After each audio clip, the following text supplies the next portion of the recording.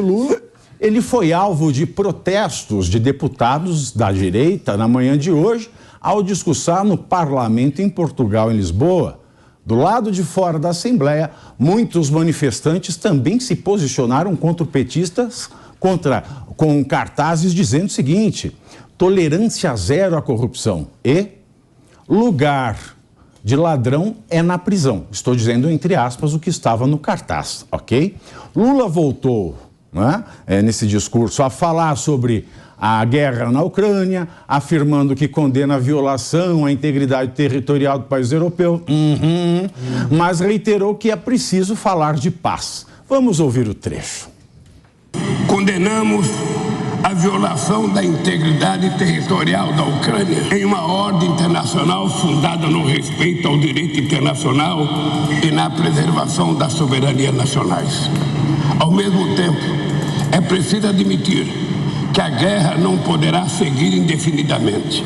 A cada dia que os combates prosseguem, aumenta o sofrimento humano, a perda de vidas e a destruição de lares.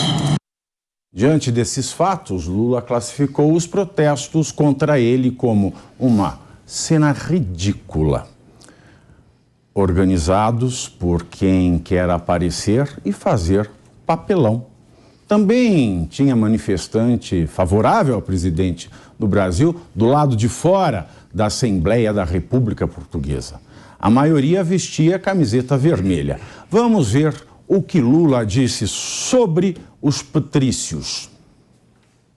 Eu acho que essas pessoas, quando voltarem para casa e deitar a cabeça no travesseiro, vão falar que papelão nós fizemos. Obrigado. Ele acha engraçado, eu gosto. Ele acha engraçado isso. Cristiano Vilela, que graça tem? Que graça tem? Pavinato, boa tarde a você, aos amigos da mesa, a todos que acompanham o Linha de Frente. Olha, não tem graça nenhuma. Lula conseguiu estragar talvez a única coisa positiva que ele estivesse fazendo ao longo desses pouco mais de 100 dias de governo.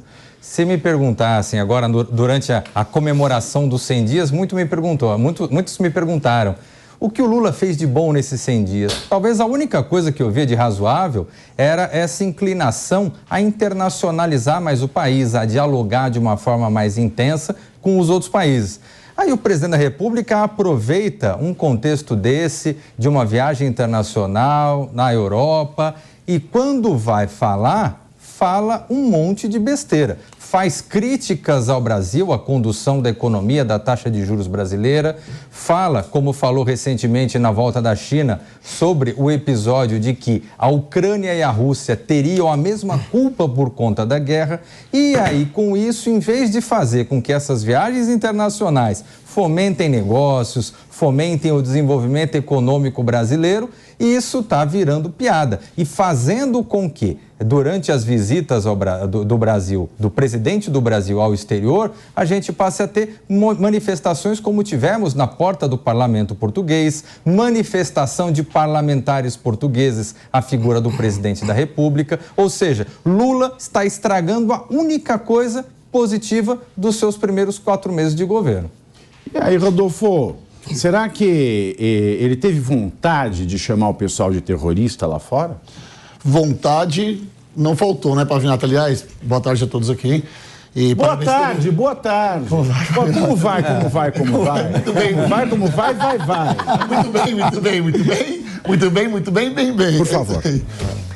Vontade não faltou no Lula. Talvez ele tenha esquecido dessa palavra terrorista, porque se ele tivesse lembrado, com certeza ele falaria. Mas a relação do Lula é como um namorado que começa a namorar com uma menininha e tal, e como só fala da ex. Ele tá num novo relacionamento, mas só fala da ex. Ele aproveita bons momentos, como ir ao cinema, ir ao parque, tomar um sorvete. Ele estraga esses momentos falando literalmente do ex-relacionamento. Não tem nem o prazer da lambida no sorvete. Não tem nem a degustação do sorvete. Exatamente, ele vai à Europa para ficar falando mal do país onde ele é o presidente. Ele não consegue nem lavar roupa suja aqui. O que ele espera quando ele vem a público falar que o Brasil não chega a um acordo sobre os juros, que o ex-presidente fez isso, que o ex-presidente fez aquilo, que o Brasil é um país dividido? O que ele espera mostrando isso para os europeus? o Lula tem sido uma catástrofe em todos os sentidos, principalmente quando ele abre a boca para falar alguma coisa sobre o Brasil. E aí, Dani, o que você achou desta risadinha de canto de boca de Lula, né? Quando deitar na cama vai ver o papel ridículo que fez. Primeiramente, uma boa tarde. Aliás, eles vão deitar numa cama que não vale 45 mil reais, né? Que não é de puro italiano e resistente ao solavanco. Exatamente, Pavinato. Bom, em primeiro lugar, uma boa tarde a todos aqui, os colegas à mesa, uma boa tarde a toda a audiência da Jovem Pan. Bom, eu acho que quem não vai conseguir, não é, deitar a cabeça no brasileiro, é aquele líder que, na verdade, está se juntando com os grandes ditadores internacionais, não é, que não consegue dialogar adequadamente com as democracias. Eu sinto muito a todos os portugueses, na verdade, a todos que estavam ali presentes, porque aquela cerimônia era uma cerimônia, né, em comemoração à Revolução dos Cravos, uma data nacional portuguesa. Não tinha qualquer lógica, qualquer outro chefe de Estado fazer um discurso neste momento, que é uma data portuguesa. Além de tudo, além de ofender os portugueses que ali estavam democraticamente se colocando em oposição, não é? Ele acaba ofendendo também a data nacional dos portugueses. Essa é uma grande questão, não é? Que fica ali. E, aliás, ele foi ali fazer o seu discurso em contraposição ao próprio parlamento, porque quem colocou ele ali foi uma decisão de um ministro, uma decisão política, e isso não foi acordado com o parlamento. Portanto, ele estava ali a contragosto do próprio parlamento, que queria fazer uma cerimônia adequada para a Revolução dos Cravos, não é? Que é uma data nacional importante. Agora, eu discordo. Para quem não sabe, a Revolução dos Cravos é a data que comemora o fim, né, da ditadura portuguesa mais severa, né, que foi comandada por Antônio Salazar. Exato. Professor doutor Antônio Salazar. Exatamente, Pavinato. E tem uma outra questão. Eu discordo aqui do Cristiano quando ele fala que esse poderia ser apenas, na verdade, o único ponto positivo do presidente Lula.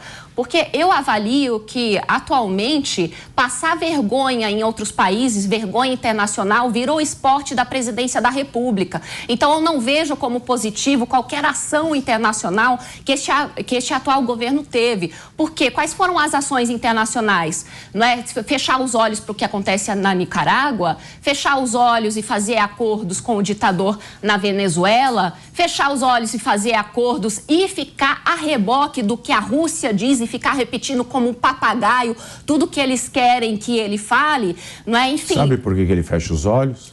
Por quê? Ele fecha os olhos para não ver passar o tempo. Com certeza. Só pode, viu, Pavinato? E, professor Marcelo, a Daniela trouxe um ponto importante, né? A Revolução dos Cravos, né? O fim